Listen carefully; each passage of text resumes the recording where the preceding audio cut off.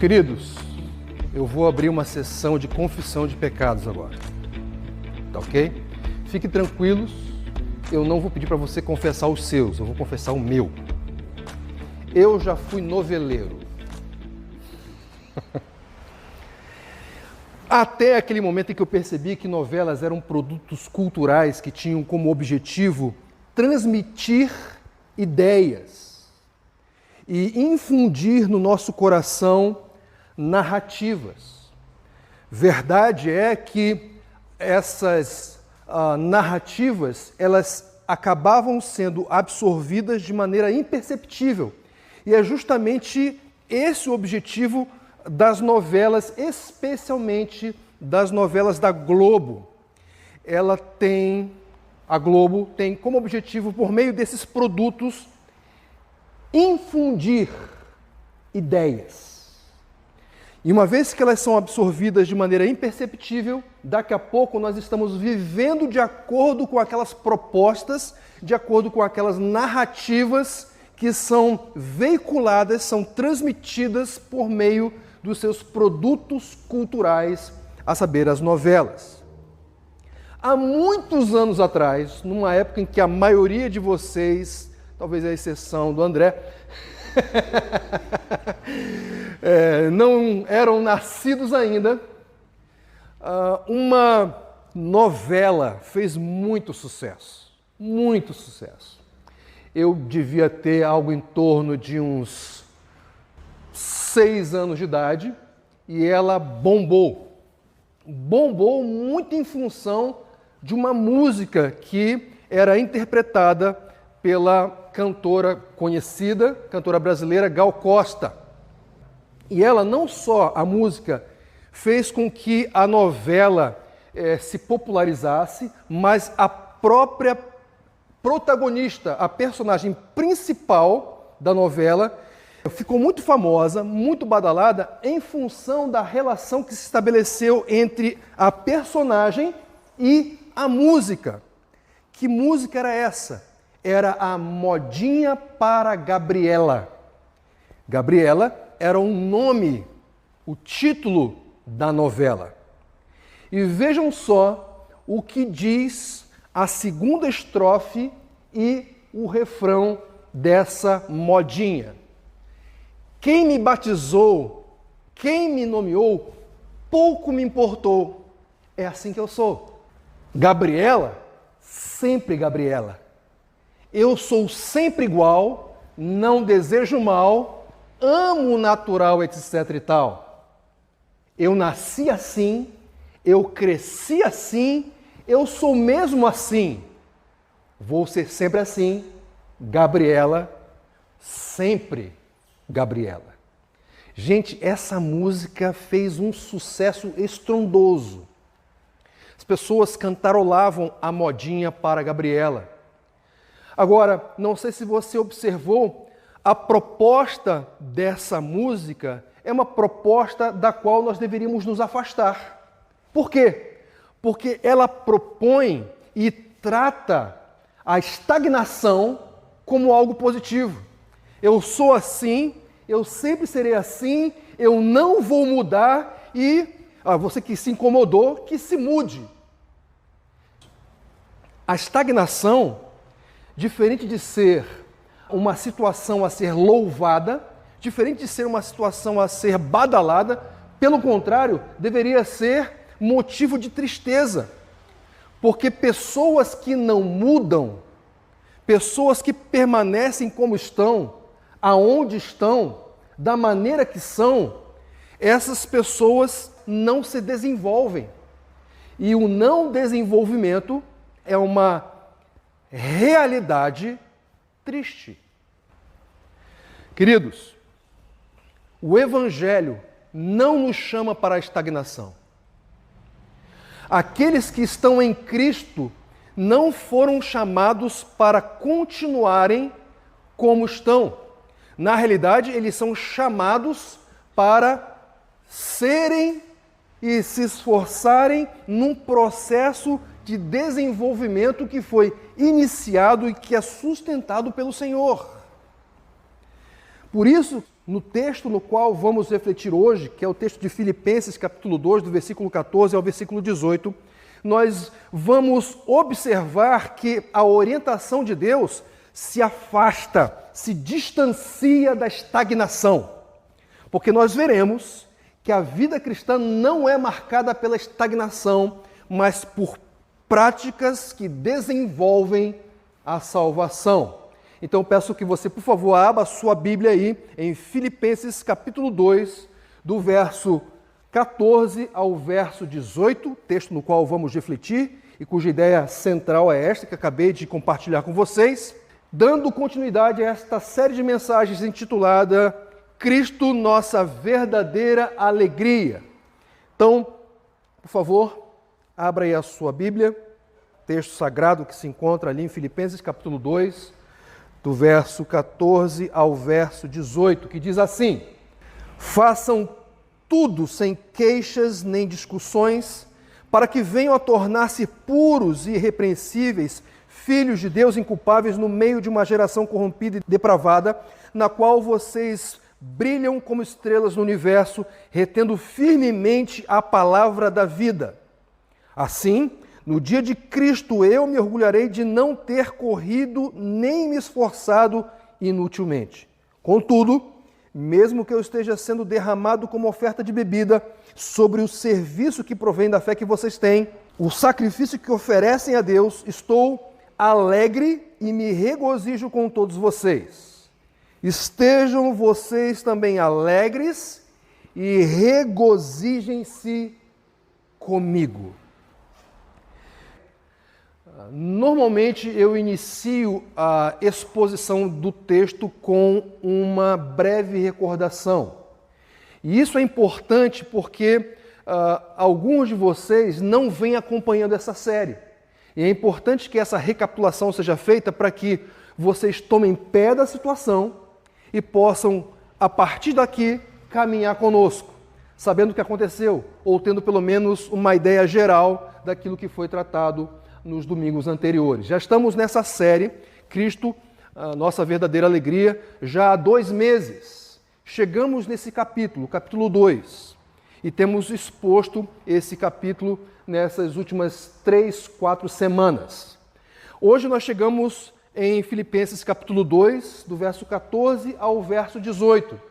Isso significa que os trechos anteriores foram expostos nas semanas passadas. O que nós vimos?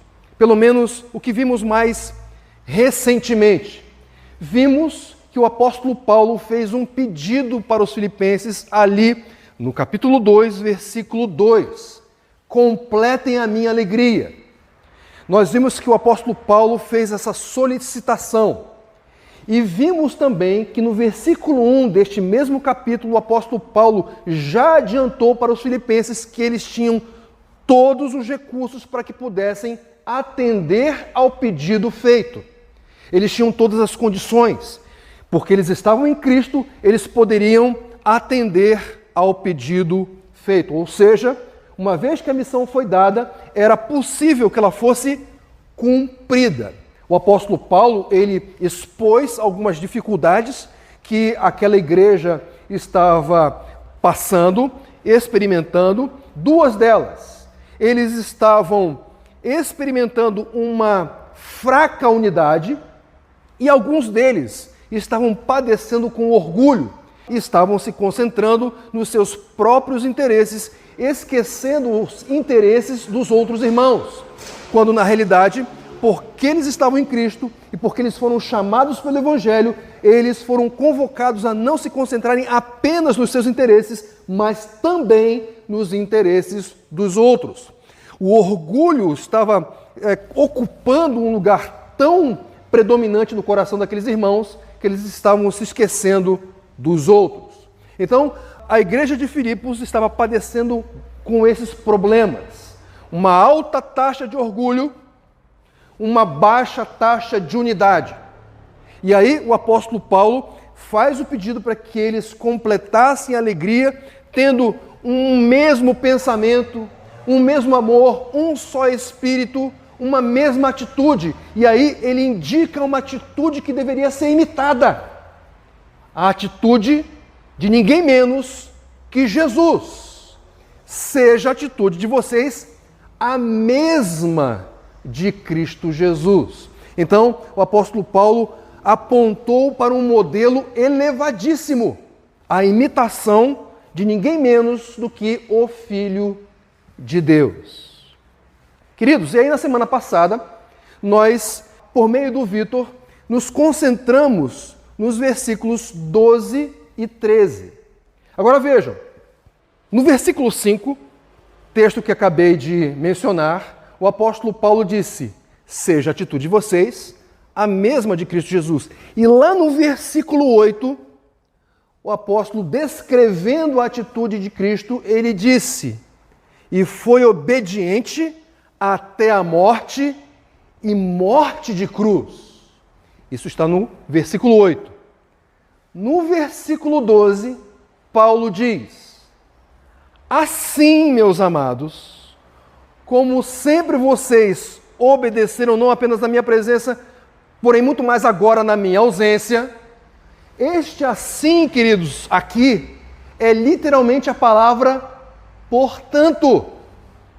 Ou seja, desse modo, uma vez que Cristo obedeceu nesse nível, foi a esse nível de submissão ao Pai, espera-se que vocês sigam os passos do seu mestre. Há muito espaço para crescimento.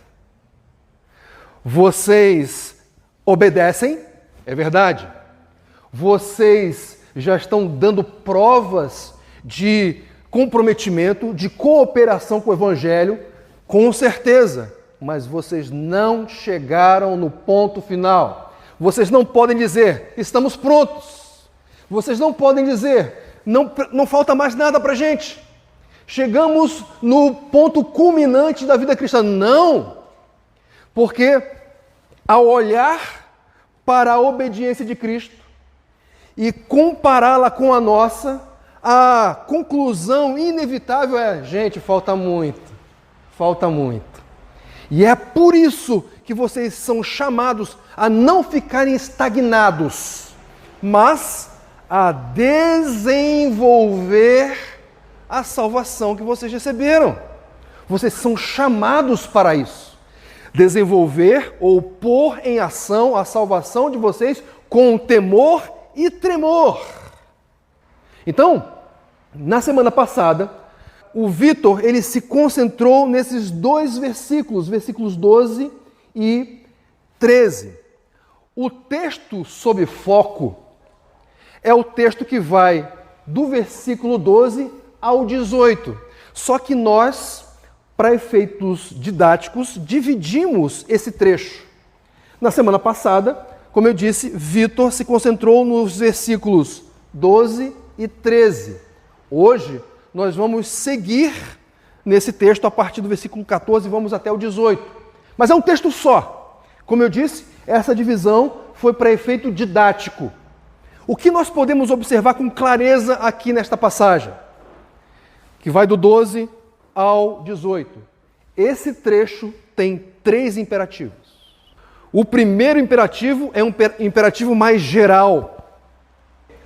Ponham em ação a salvação de vocês. Os outros 2 imperativos, eles são imperativos mais específicos. O que isso significa? Significa, portanto, que muito provavelmente esses imperativos específicos são formas pelas quais a salvação pode ser desenvolvida.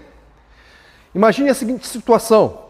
Imagine que eu chegasse para você e dissesse: ame mais o seu pai. Ou ame mais a sua esposa. Ou ame mais o seu esposo. Ok, este é um imperativo. Mas uma pergunta que inevitavelmente deveria ser feita diante desse imperativo seria: como eu posso amar mais o meu esposo, a minha esposa, o meu pai, etc. Percebem? Então, esses imperativos específicos são formas pelas quais os filipenses poderiam, na prática, sair ou se afastarem de um estado de estagnação para que eles pudessem, por essas práticas, desenvolverem a sua salvação. Qual é a primeira prática proposta aqui pelo apóstolo Paulo? Fazer tudo com temperança. Veja só o que diz aqui o trecho que vai do 14 ao 16. Façam tudo sem queixas nem discussões, para que venham a tornar-se puros e irrepreensíveis, filhos de Deus inculpáveis, no meio de uma geração corrompida e depravada, na qual vocês brilham como estrelas no universo, retendo firmemente a palavra da vida. Assim, no dia de Cristo, eu me orgulharei de não ter corrido nem me esforçado inutilmente.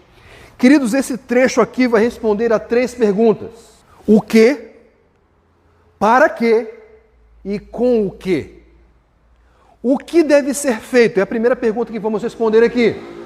Logo no início, no versículo 14, o apóstolo Paulo diz: façam tudo sem queixas nem discussões. Sabe o que significa a palavra grega traduzida por tudo? Significa tudo. Façam tudo.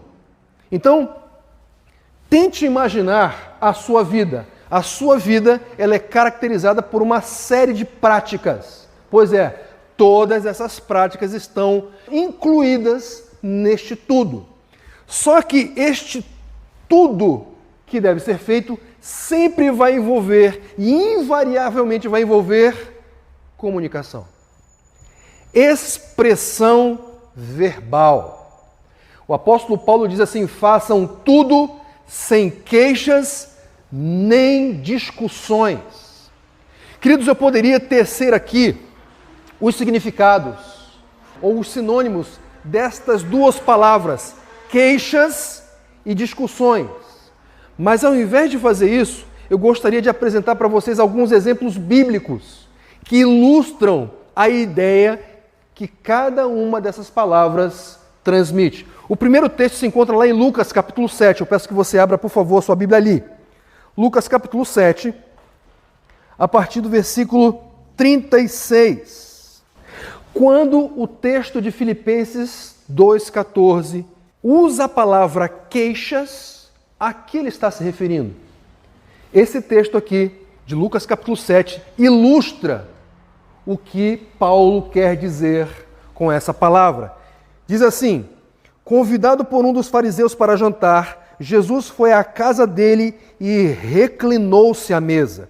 Ao saber que Jesus estava comendo na casa do fariseu, certa mulher daquela cidade, uma pecadora, trouxe um frasco de alabastro com perfume e se colocou atrás de Jesus, a seus pés.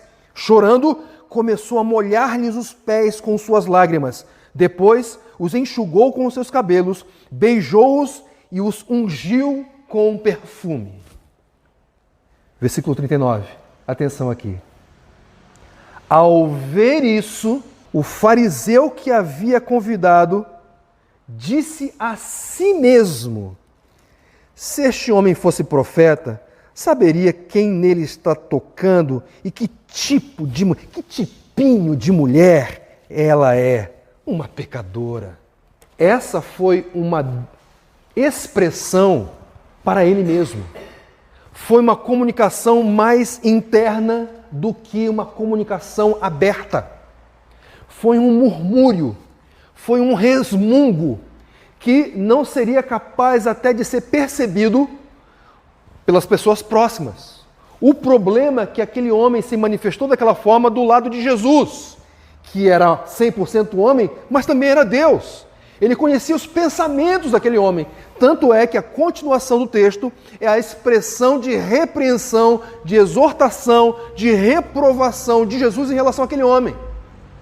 Então, quando Paulo se refere às queixas, ele está se referindo a esse tipo de atitude, esse murmúrio, esse resmungo que às vezes é feito no canto do lábio, que às vezes não é tão perceptível pelas pessoas que estão à nossa volta, mas que é tão reprovável quanto aquelas manifestações abertas e escancaradas. Paulo está dizendo, olha, vocês devem fazer tudo sem esse tipo de atitude, sem essas queixas, sem esses murmúrios, sem esses resmungos. Só que Paulo, ele não para aqui. Ele diz, a comunicação de vocês deve ser sem queixas e sem discussões. E aí eu queria apresentar para vocês um outro texto.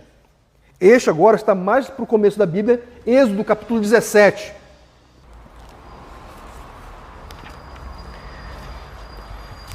Veja só o que diz ali a partir do versículo 1. Toda a comunidade de Israel partiu do deserto de Sim, andando de um lugar para o outro conforme a ordem de quem? Do Senhor. Acamparam em Refidim, mas lá não havia água para beber.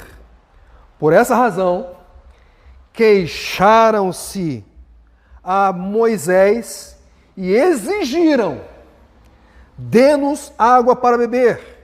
Ele respondeu: por que se queixaram a mim? Por que colocam o Senhor à prova? Perceberam a relação que Moisés estabelece entre essa manifestação verbal e pôr o Senhor à prova? Ele continua: mas o povo estava sedento e reclamou a Moisés: por que você nos tirou do Egito? Foi para matar de sede a nós, aos nossos filhos e aos nossos rebanhos? Então Moisés clamou ao Senhor: que farei com este povo? Estão a ponto de apedrejar-me. Respondeu-lhe o Senhor: passe à frente do povo, leve com você algumas das autoridades de Israel, tenha na mão a vara com a qual você feriu o Nilo e vá adiante. Eu estarei à sua espera no alto da rocha do monte Horebe. Bata na rocha e dela sairá água para o povo beber. Assim fez Moisés à vista das autoridades de Israel e chamou aquele lugar Massá e Meribá. Por quê? Porque ali os israelitas reclamaram e puseram o Senhor à prova, dizendo: o Senhor está entre nós mesmo? O Senhor está entre nós ou não? Este texto aqui ilustra o que vem a ser essas discussões que são desmotivadas pelo apóstolo Paulo.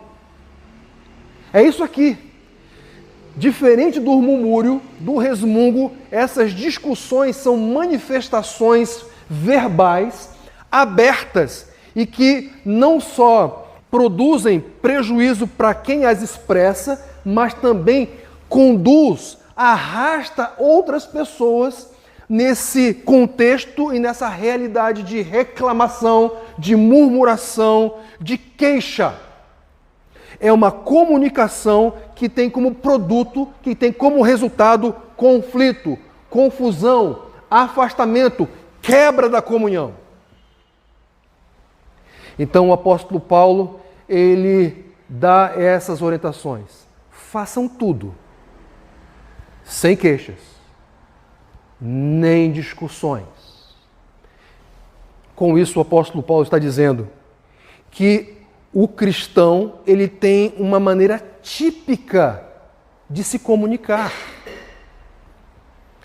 Semana passada, eu dei aula numa igreja parceira do nosso projeto aqui, e num dado momento, um amigo de muitos anos que eu não via chegou. E obviamente, por causa da liberdade que nós temos, eu dali, de onde estava, fiz uma brincadeira, ele foi, atrapalhou a aula, nós nos abraçamos e tudo mais. Não sei se vocês sabem, imagino que a maioria sim, eu sou paraense, nasci em Belém do Pará. Ele é mineiro. Agora, para as pessoas que não nos conhecem, como elas poderiam nos diferenciar? Como elas poderiam saber que eu sou paraense e ele é mineiro? Essas pessoas só poderiam ter uma ideia dessa distinção entre nós se nós abríssemos a boca e começássemos a falar. Talvez o meu jeito de falar não seja tão claro ao ponto de vocês identificarem que eu sou paraense. Mas no momento em que ele abrisse a boca, vocês iam perceber de imediato, esse cara é de Minas. Por quê? Porque o mineiro, ele tem um jeito típico de se expressar. Ele tem um jeito típico de se comunicar. Assim também é com os cristãos. Eles fazem tudo e, na prática das suas atividades, eles acabam se comunicando, eles acabam se expressando verbalmente. E esta expressão, se eles estão em Cristo, se eles creram no Evangelho, se eles amam a Jesus, essas expressões verbais, essas expressões comunicativas vão refletir a fé que eles depositaram em Jesus. Eles terão um jeito típico de se comunicar. Eu não estou me referindo aqui a cumprimentos que são muito comuns entre os cristãos, do tipo paz do Senhor, né, shalom e coisas do tipo. Não tem problema nenhum a gente se comunicar dessa forma e de nos cumprimentarmos assim. Não é essa a questão. Mas essa comunicação e expressão típica de Paulo não se refere a isso. Se refere ao dia a dia, às atividades comuns, corriqueiras, da nossa rotina. Nessa rotina se verifica aqueles que não estão num processo de estagnação, mas sim aqueles que estão num processo de desenvolvimento da sua salvação. E esse desenvolvimento se verifica nas suas expressões. É curioso, queridos, que Deuteronômio capítulo 32, verso 5, aquela geração que era queixosa, que era dada a discussões, ela é caracterizada exatamente como aquela geração na qual os cristãos filipenses estavam inseridos. Deus chama aquela geração de uma geração corrompida e depravada. E por que Deus chamou aquela geração daquela forma? Porque ela se manifestava por meio de queixas, murmúrios, resmungos, discussões que provocavam contenda e conflito. Queridos, pôr a nossa salvação em desenvolvimento, em ação com temor e tremor, implica em crescimento comunicativo. Implica em crescimento nas nossas expressões verbais. Invariavelmente. Lembram?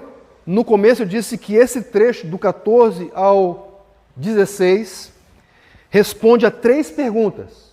O quê? Para quê? Com o quê? Respondemos a primeira pergunta. Vamos responder a segunda.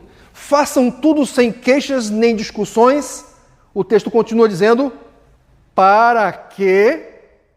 E aí o apóstolo Paulo diz, a partir do versículo 15, para que vocês venham a tornar-se puros, irrepreensíveis, filhos de Deus, inculpáveis, numa geração corrompida e depravada, na qual vocês brilham como estrelas no universo. Para que os cristãos, e especialmente ou especificamente os filipenses, deveriam fazer todas as coisas, expressando-as daquela maneira, para cumprir o objetivo de tornarem-se puros, irrepreensíveis, inculpáveis. Puro aqui é aquilo que o cristão é em si, ou seja, ele não é alguém misturado, ele não é alguém desintegrado. Eu tinha um professor no seminário que ele fazia uma ilustração que eu achava muito interessante. Eu não sei quantos de vocês aqui gostam de leite. Eu não gosto de beber leite puro, não gosto. mas o leite ele tem aquela cor típica branca, correto? Se você colocar gesso no leite, ele pode se tornar imperceptível, não é verdade? Por quê? Porque o gesso também é branco. Leite com gesso, embora ele tenha uma aparência de integridade, ele na realidade é um leite misturado, ele é um leite corrompido. A proposta que o apóstolo Paulo tem de propósito para que eles façam tudo sem queixas e nem discussões é para que os filipenses e, consequentemente, os cristãos em geral, eles se tornem crentes não misturados, cristãos íntegros. Eles são o que são. Eles não são uma farsa. Eles não são uma camuflagem. Eles são o que são. Puros e irrepreensíveis. Essa palavra irrepreensíveis diz respeito àquilo que o cristão é da perspectiva da sociedade, da perspectiva do contexto onde ele está inserido. Ou seja, ele é aquela pessoa a quem não se pode apontar o dedo e associar a essa pessoa alguma postura, alguma atitude, alguma decisão de rompimento grave com o Senhor.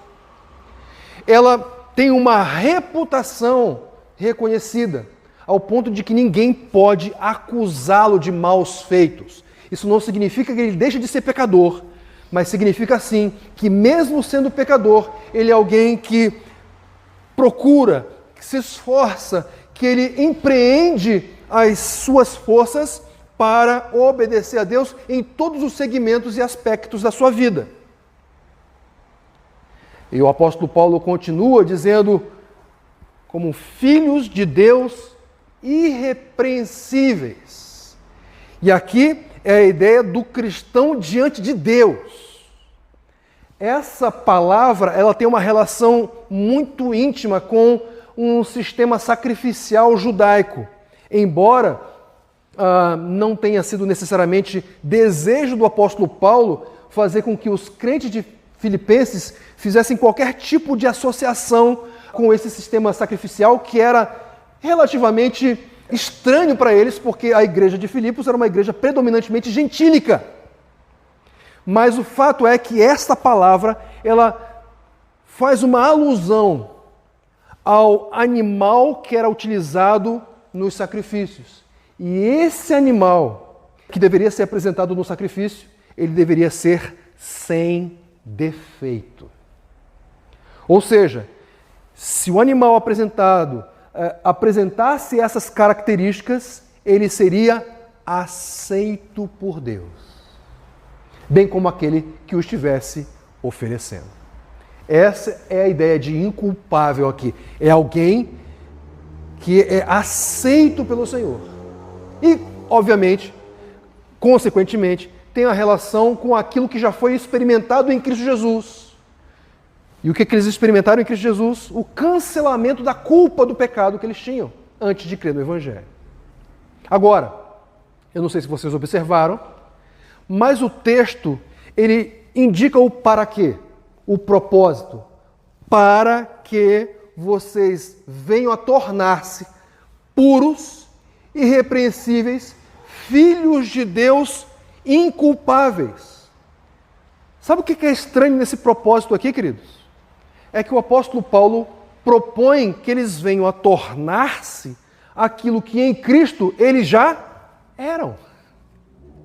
Porque em Cristo, todo o crente é puro, ele é irrepreensível e é inculpável.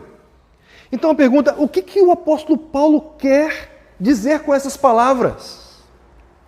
Queridos, nós temos dois caminhos aqui. O primeiro deles, nós devemos lembrar, e o Vitor falou disso na semana passada, que a salvação ela apresenta três aspectos. O primeiro aspecto é o aspecto posicional. Ou seja, qual é a condição na qual fomos colocados uma vez que depositamos a nossa fé em Jesus? A nossa condição é de santos. Somos santos. E com isso nós podemos dizer puros, irrepreensíveis e culpáveis. Contudo, a salvação, ela não se expressa apenas posicionalmente. Ela se expressa também de forma processual ou processualmente, aquilo que nós chamamos de santificação. Ou seja, embora nós tenhamos a condição, tenhamos sido declarados justos, declarados santos pelo Senhor, isso não significa que essa santidade não tem espaço para ser desenvolvida. Então, embora vocês, filipenses, já sejam puros, irrepreensíveis, inculpáveis, há espaço para que vocês se desenvolvam nessas características.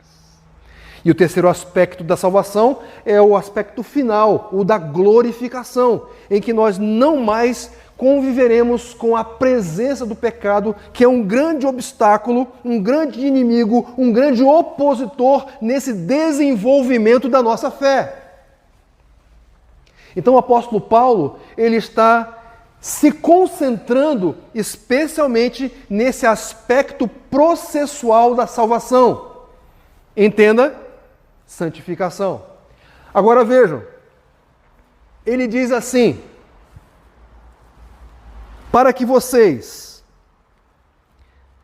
venham a tornar-se puros, irrepreensíveis, filhos de Deus inculpáveis, numa geração corrompida e depravada.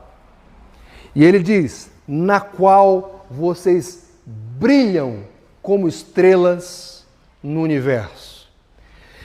O apóstolo Paulo ele deu uma orientação no sentido de que os filipenses fizessem tudo sem queixas e discussões. E vocês sabem muito bem que se os filipenses, se aquela igreja, bem como qualquer igreja, deixasse de cumprir aquela orientação do apóstolo Paulo, sabe o que aconteceria? As queixas, os murmúrios, os resmungos, as discussões, as contendas, as dissensões, elas começariam a reverberar, não apenas no ambiente em que aqueles irmãos se reuniam, mas aquelas discussões, aqueles conflitos iam reverberar na sociedade. A sociedade olharia para os cristãos, olharia para as suas manifestações e talvez diria, peraí, eles não são diferentes em nada da gente. Eles são iguaizinhos a gente. Eles são carvão como nós. Eles não emitem, eles não refletem absolutamente nenhuma luz. A ideia do apóstolo Paulo, portanto, aqui, é que aqueles irmãos, eles vivessem no meio daquela geração. E aí, inevitavelmente, nós lembramos daquela oração que o Senhor Jesus fez lá em João capítulo 17. Eu não peço que o Senhor os tire do mundo, mas que os proteja do maligno. Os cristãos, eles são enviados para uma sociedade, para viver nela, mas não para viver como ela.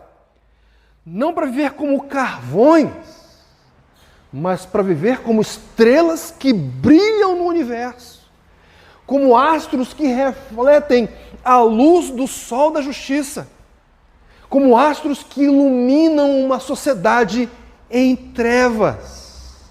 Portanto, a proposta é que as atitudes dos filipenses os levassem para uma vida missional.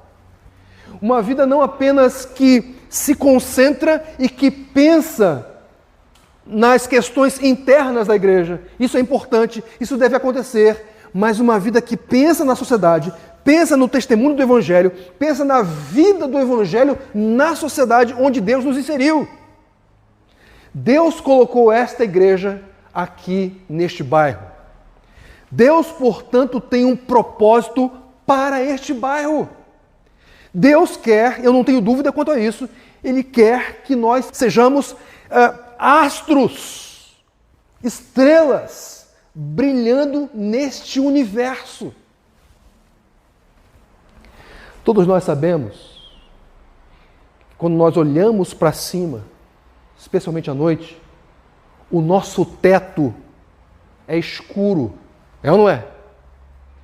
Mas mesmo durante o dia, quando nós rompemos as camadas terrestres, nós vamos chegar no espaço e lá é trevas.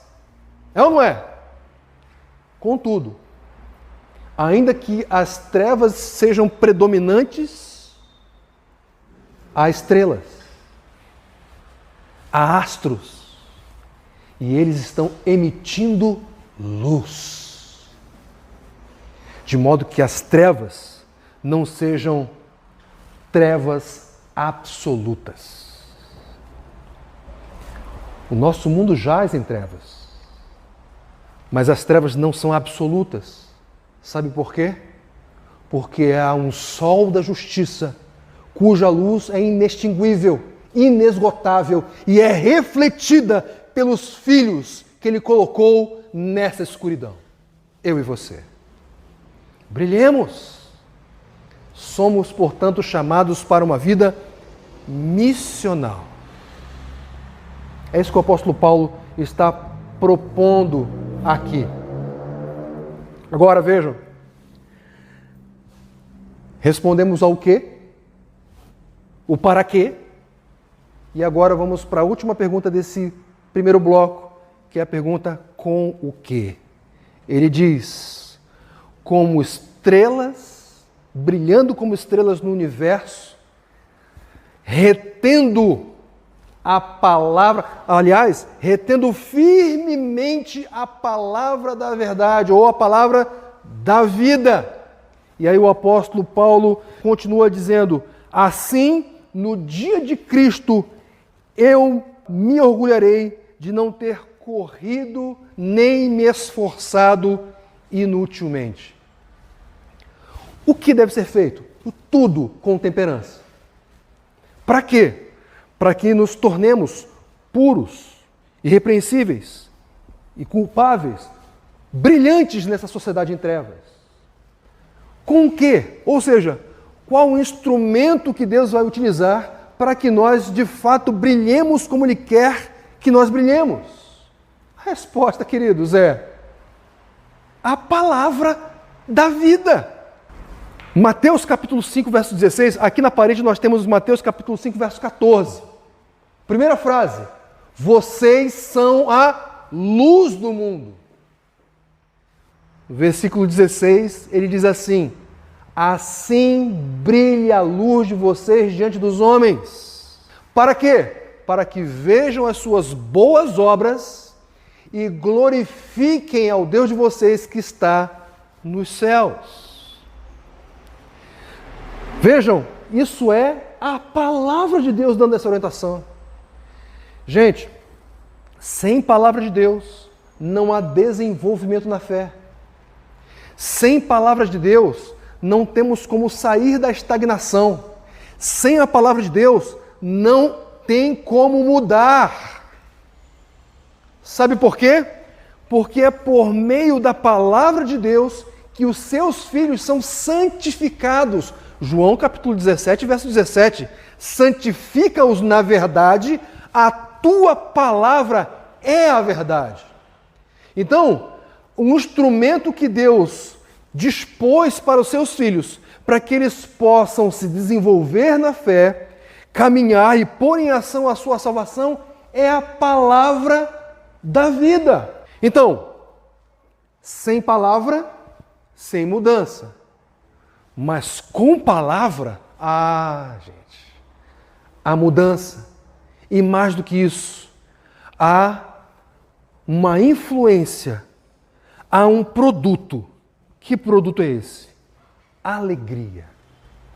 A alegria de quem acompanha os passos dos filhos de Deus. O apóstolo Paulo diz assim, assim, no dia de Cristo, eu me orgulharei de não ter corrido nem me esforçado inutilmente. Na verdade, a melhor tradução aqui para este início do final do versículo não é assim, mas é para quê? Para que vocês brilhem como estrelas no universo, retendo firmemente a palavra da vida, para que, com o propósito de, no dia de Cristo, Paulo se orgulhar. E essa palavra aqui, orgulhar, é uma intensa alegria, um júbilo, um regozijo.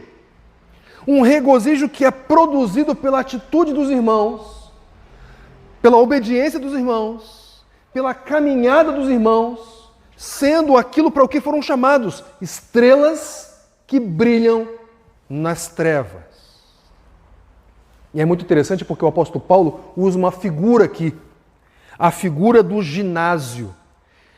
E, obviamente, o apóstolo Paulo era um escritor extremamente competente. Ele sabe com quem ele está se comunicando e ele vai usar aquelas figuras que são próprias da cultura dos seus destinatários. E ele usa essas figuras para facilitar o entendimento da sua audiência. Ele usa a figura do ginásio, que era muito comum no mundo greco-romano, e especialmente naquele mundo para o qual o apóstolo Paulo estava se comunicando. Ele usa a figura do ginásio, onde disputas esportivas aconteciam, em que atletas se esforçavam para chegar no final daquela competição e levantar o troféu. Paulo, ele usa essa figura para comunicar para os filipenses: olha, se vocês caminharem dessa forma, todo o meu trabalho, todo o meu ministério, todo o meu esforço, ele no dia de Cristo vai ser recompensado com uma alegria indizível, com uma exultação, com um regozijo incomparável. Vejam então a importância dos filipenses seguirem os passos indicados pelo apóstolo. Então, queridos, a ideia é fazer tudo da maneira, com o propósito e com o instrumento indicado pelo apóstolo Paulo para que os filipenses tivessem, como tinham, os recursos para não ficarem no marasmo, na estagnação, mas desenvolverem a sua salvação, crescerem em santidade. Lembra que eu disse para vocês? O nosso trecho de 12 a 18 tem 3 imperativos. O primeiro, abordado pelo Vitor na semana passada: ponham em ação a salvação de vocês. Um imperativo genérico. Agora, nós estamos olhando para 2 imperativos. O primeiro, façam tudo, sem queixas, nem discussões. Que a atitude de vocês seja marcada pela temperança. Mas há o terceiro e último imperativo aqui. E que imperativo é este? Alegrem-se. Alegrem-se, compartilhem essa alegria comigo. Veja só o que diz o texto a partir do versículo 17. Contudo, mesmo que eu esteja sendo derramado como oferta de bebida sobre o serviço que provém da fé que vocês têm, o sacrifício que oferecem a Deus, estou alegre e me regozijo com todos vocês. Estejam, e aqui está o imperativo, estejam vocês também alegres e regozijem-se comigo. Vocês perceberam como começou o versículo 17? Começou com uma palavrinha. Que palavrinha é essa? Contudo. Sabe o que essa palavrinha faz? Sabe qual é a função que ela exerce nessa passagem? Em qualquer passagem onde ela é colocada, na verdade. Ela estabelece um contraste com algo que foi dito anteriormente. E é muito interessante, queridos, porque é fácil perceber com o que o apóstolo Paulo está estabelecendo esse contraste.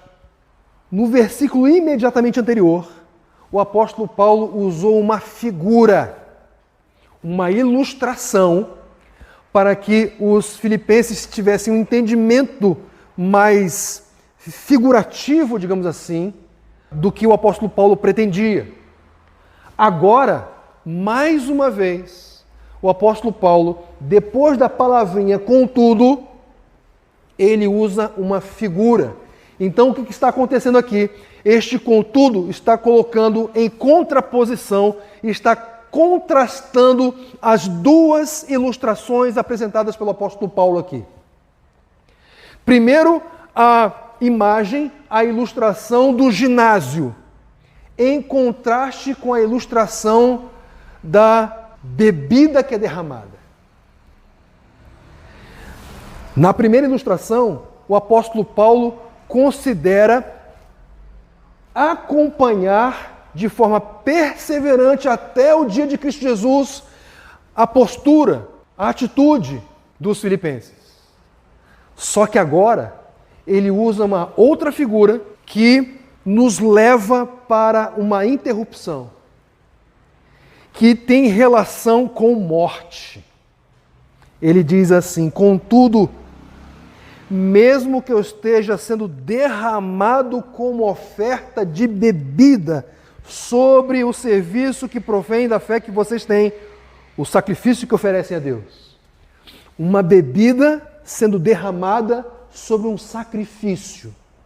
Esse sacrifício aqui é a vida que aqueles irmãos têm no Evangelho. E o apóstolo Paulo está comunicando aqui, por meio de uma figura que era muito comum para aquele pessoal. Eles estavam inseridos no mundo greco-romano, onde sacrifícios pagãos eram praticados. E uma prática muito comum naqueles sacrifícios era derramar vinho para os deuses. E vocês sabem, queridos, que vinho é utilizado normalmente como uma figura associada a sangue. Então o apóstolo Paulo está comunicando aqui: ainda que eu viva até o dia de Cristo, ou morra sendo derramado sobre o sacrifício que vocês têm oferecido a Deus, eu me alegro, eu me regozijo. Sabe o que o apóstolo Paulo está dizendo aqui? Ele está refletindo aquilo que ele disse lá no versículo 21 do capítulo 1, onde ele disse que a vida dele era Cristo e o morrer, lucro. Então o apóstolo Paulo, sob qualquer circunstância, ele se alegraria. Sob qualquer circunstância, ele estaria satisfeito. Sob qualquer circunstância, Paulo se regozijaria. Por quê? Porque o seu viver era Cristo e o morrer era lucro. Só que tinha um tempero aqui. O tempero era ver os seus filhos na fé crescendo em santidade. Não estagnados, mas se desenvolvendo na salvação. Isso era algo que deveria e que com certeza produzia muita alegria, muito regozijo, muita exultação no apóstolo Paulo. Então, o segundo imperativo é justamente esse: compartilhem dessa alegria. O que fica claro no último versículo, versículo 18, ele diz: estejam vocês também. Também por quê? Porque o apóstolo Paulo ele já se alegra. Então estejam vocês também alegres e regozijem-se comigo. A ideia é de que os filipenses, a ordem é de que, o imperativo é de que eles deveriam compartilhar aquela alegria. O apóstolo Paulo estava sofrendo, gente. O apóstolo Paulo estava preso. O apóstolo Paulo não estava desfrutando de liberdades. O apóstolo Paulo estava experimentando grandes, enormes restrições. E aquela situação, aquela condição poderia fazer com que os filipenses desanimassem, poderia fazer com que os filipenses esmorecessem, ficassem parados, interrompessem o seu testemunho, interrompessem a prática de uma vida missional na sociedade, deixassem de brilhar como estrelas no universo. Mas o apóstolo Paulo está dizendo aqui: olha, vivo ou morto, perseverando aqui, ou derramando o meu sangue, eu me regozijo. E a minha ordem para vocês é que vocês se alegrem e regozijem-se comigo. Em outras palavras, o sacrifício da fé de vocês, a prática do Evangelho no viver diário, deve levar vocês a uma alegria, tanto sob circunstâncias favoráveis, quanto sob circunstâncias de oposição, quanto sob situações de sofrimento. Estes são os imperativos do apóstolo Paulo. Em resumo, ele aponta para o caminho por meio do qual eles poderiam desenvolver a sua salvação, pôr em ação a sua salvação. Ou seja, ele aponta o caminho para que eles não permanecessem estagnados, para que eles não permanecessem como eles eram e ficassem satisfeitos, se achando completos, ainda que eles houvessem recebido vários elogios do apóstolo Paulo, muito em função da realidade e do amor, carinho e apreço que ele nutria por aquela igreja. É isso, queridos. Portanto, se nós fomos chamados para crescer, esse texto nos oferece uma exortação. Essa semana, a que passou, eu vi uma publicação de um pastor chamado Felipe Fontes, que se ajusta perfeitamente com a exortação que esse texto quer transmitir para nós. E a exortação é essa aqui. Um cristão não pode justificar um comportamento dizendo: esse é meu jeito e pronto. Eu nasci assim. Eu sempre fui assim. Gabriela. Não. Ele foi chamado, o cristão, para ser do jeito de Jesus, não do seu próprio jeito.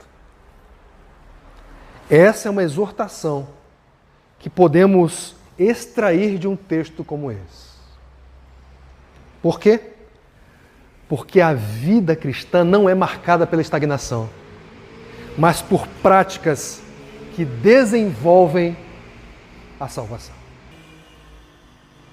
De que maneiras práticas nós podemos corresponder positivamente a esse chamado que Deus faz por meio do apóstolo Paulo em termos imediatos para a igreja de Filipos e em termos posteriores para todas as igrejas de Jesus? Eu queria dar 4 sugestões práticas para que nós reajamos e correspondamos positivamente a esse texto. A primeira delas, eu sei, queridos, eu sei, nós somos pecadores. Isso significa que de quando em vez, a nossa comunicação nem sempre está ajustada com aquela que é proposta pela palavra do Senhor. Nem sempre nós fazemos as coisas sem queixas nem discussões. Nós devemos reconhecer a nossa dificuldade. Temos dificuldade? Claro que sim, mas Deus nos deu o recurso para que por meio da graça nós possamos superar essas dificuldades. Na força do Senhor, lembram? Ponham em ação a salvação de vocês com temor e tremor. Existe um esforço dependente aqui. E uma forma desse esforço manifestar a sua dependência de Deus é orando. Ore, Senhor, cuida da minha comunicação. Senhor, me ajuda nas minhas expressões verbais. Senhor, me ajuda nas minhas manifestações. Eu quero que a minha boca, que a palavra que sai dos meus lábios, como diz ali no Salmo, agradem a Ti. Então ore ao Senhor, porque de fato nós temos dificuldades, nós somos pecadores. Isso significa que, invariavelmente, nós teremos dificuldades nessa área. Então ore. Em primeiro lugar, ore pedindo perdão pelos tropeços. Porque, eu não sei você, mas eu tropeço nessa área a balde. Então peça perdão, porque há perdão disponível, oferecido por Deus. Mas também peça a Ele forças para que as suas expressões, que as palavras que saem dos seus lábios agradem a Ele. Há uma segunda orientação. Use o manual de comunicação de Deus, retendo firmemente a palavra da vida.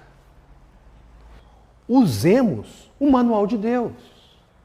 Nós podemos aprender com Deus a nos comunicar. Não é incomum, queridos. Eu vou me referir a uma experiência específica, mas ela pode ser verificada em vários outros contextos. Mas, por exemplo, para nós que fizemos seminário, em algum momento da nossa caminhada no estudo teológico, especificamente nos anos ali do seminário, do bacharelado e tudo mais, nós acabamos nos identificando com alguns pastores, com alguns professores. E a nossa admiração por eles é tão grande que, se nós não tomarmos cuidado, nós estaremos imitando eles, usando as suas palavras, usando algumas das suas expressões.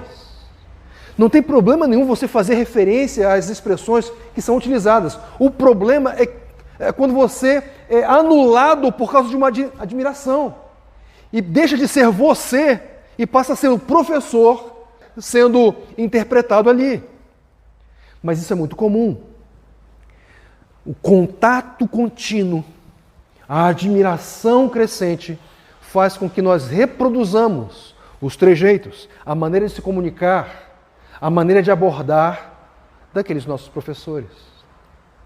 Queridos, quando nós temos contato contínuo com a palavra de Deus, nós temos a oportunidade de sermos influenciados e dirigidos na maneira como Deus se comunica e na maneira como Deus quer que nós nos comuniquemos. A pergunta é, como é que você está aí em relação à palavra de Deus? Está retendo firmemente essa palavra? A ideia no texto é agarrado a ela. Você tem esse apreço pela palavra do Senhor. Porque se você tiver, a consequência vai ser inevitável. As suas palavras refletirão as palavras de Deus. Em terceiro lugar, que é uma maneira mais específica do uso do manual de Deus. Use os filtros comunicativos de Efésios capítulo 4, verso 29. Lembra o que diz lá? Nenhuma palavra torpe saia da boca de vocês, mas apenas a que for útil para edificar os outros, conforme a necessidade, para que conceda graça aos que a ouvem. Quais são os filtros aqui? Edifica. É necessário? Transmite graça. Se não passar no filtro, a conclusão é: cala a boquinha. Não se manifeste. Em quarto lugar, manifeste a sua alegria pela alegria dos outros. Estejam sempre alegres, regozijem-se comigo, regozijem-se com a alegria que eu estou experimentando. Por vezes, queridos, eu sei, esse é um pecado mortal. Por quê? Porque nós temos facilidade de expressar e de compartilhar alguns pecados que cometemos, mas este em específico não. Que pecado é este? O pecado da inveja. Eu xinguei. Talvez você não tenha dificuldade de compartilhar esse pecado. Mas quando foi que você compartilhou abertamente? Eu invejei.